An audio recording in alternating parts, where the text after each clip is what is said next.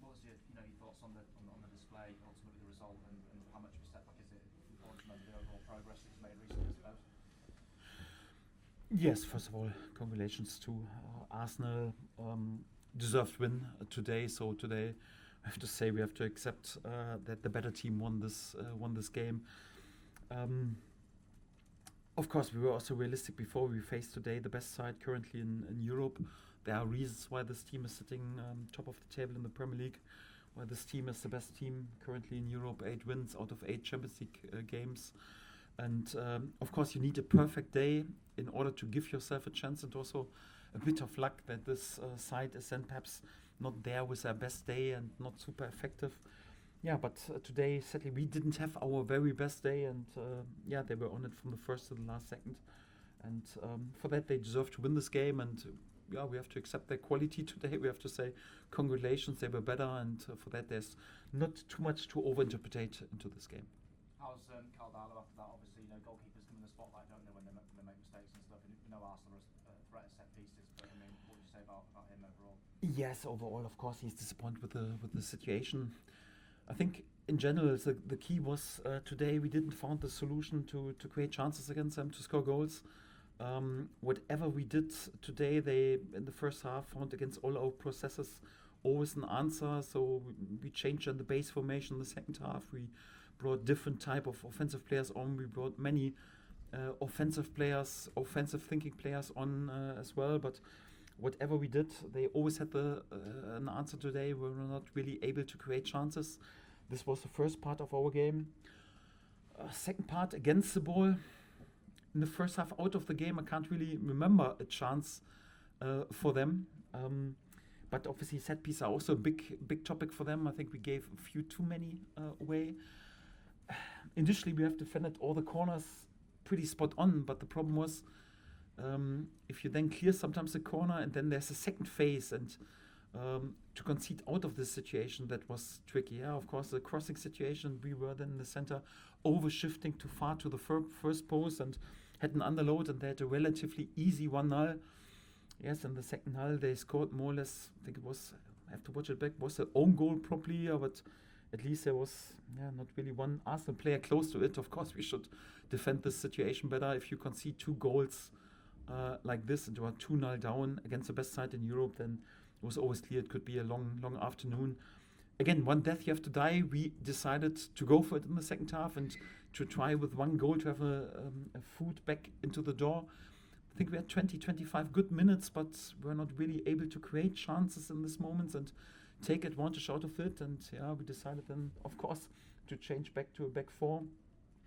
Of course, then it's more or less the gaps were a bit bigger for the offensive players, and then Gyökeres and especially also Jesus with unbelievable movement for the 4th goal showed then their quality and what they can do if they have a bit more space. And for that, again, so their offensive quality was better today. Of course, we could have defended the situation in the first half better. To be 2-0 down was, of course, the key, because otherwise we wouldn't have to take more risk and could have stayed a bit more solid. But once you're 2-0 down and you're in a home game, it's not like we wanted to accept just the 2-0. We still wanted to go for it. And for that, yes, no too many hard feelings today. And just congratulations to the quality that Arsenal shown today.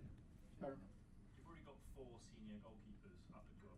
Has there been any discussion this month about strengthening even further there? Because clearly Lucas and Carl have neither really cemented themselves in your mind as the first choice here. Our board knows exactly my feelings, but I think what we should do, and during this window, and I mentioned several times, I won't speak publicly too much about my opinions because it makes the market just more difficult. And for that, sadly, I can't answer honestly the question anyhow.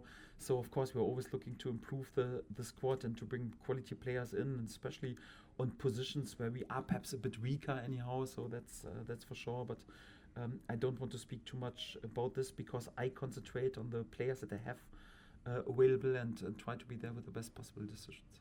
How did you hope to hurt Arsenal today? What was the game plan? How did you think you might? To be flexible, like we were also against Everton. Obviously, we wanted, of course, also like with our wing backs, to open them a bit over the wings.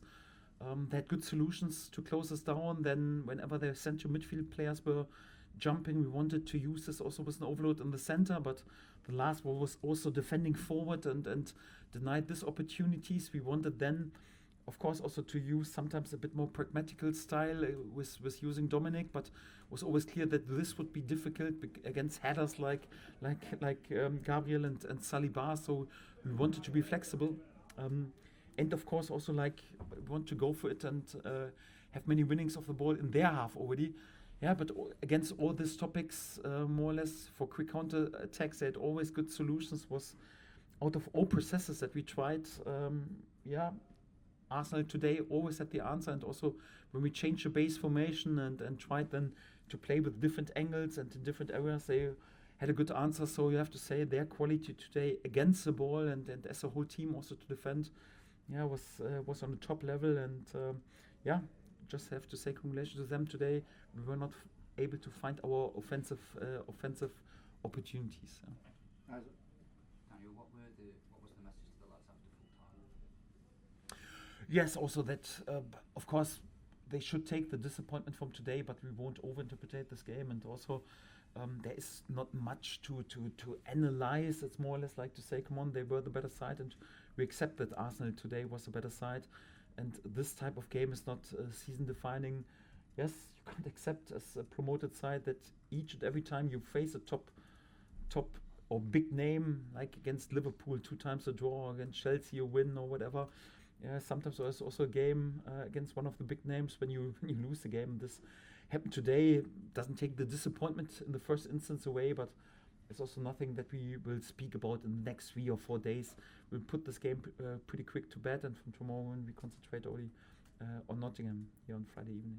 Yeah, just on that, how important is it that your players do just sort of put this to the back of their minds with the big game ahead on Friday? Yes, important, because whenever there's a loss, and also deserved loss, and it's important not to dwell on that. For that, we draw a line pretty quickly and move on.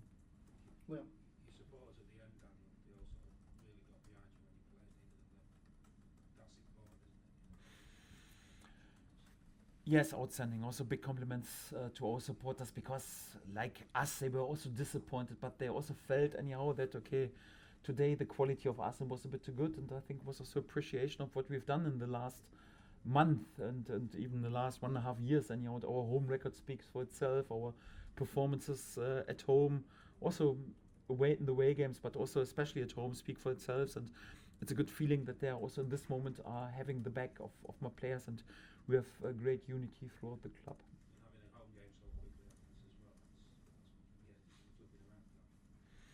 Yes, of course, for promoted sides it's always important, especially at home to have a fortress, and yes, to have the next home game then on Friday evening. Floodlights are on, can't be much better, but won't be an easy game. So it's still a difficult game, and we have to prepare in the best possible way. We face again a side also was qualified last season for Europe, has spent lots of money on the transfer market, and in terms of individual quality, it's definitely a really good side, and we have to be back at our very best to give ourselves a chance to win the next points.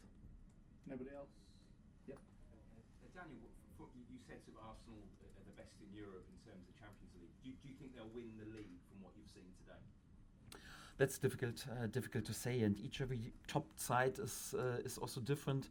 You can't really predict what happens, for example, on Champions League level, because the Spanish side, Bayern Munich, they also have chances, and it's more or less the same in the league. So it's just obvious, if you are top of the league after this amount of game, there are reasons for it, and you deserve it in Europe and also in the Premier League. And for that, at the moment, they have the best possible solution. But it's also important to keep the nerves and run in, to show this consistency further on, to show this consistency also when important Champions League games will be on. So this week they had a bit the advantage, more or less, that they could rest their first team. Would have been a bit easier for us if they would have played with their first team more or less during the week. But there will be also difficult games upcoming, but they definitely have a chance this year. Yes, that's for sure. All good. Thank you very much. Thank you.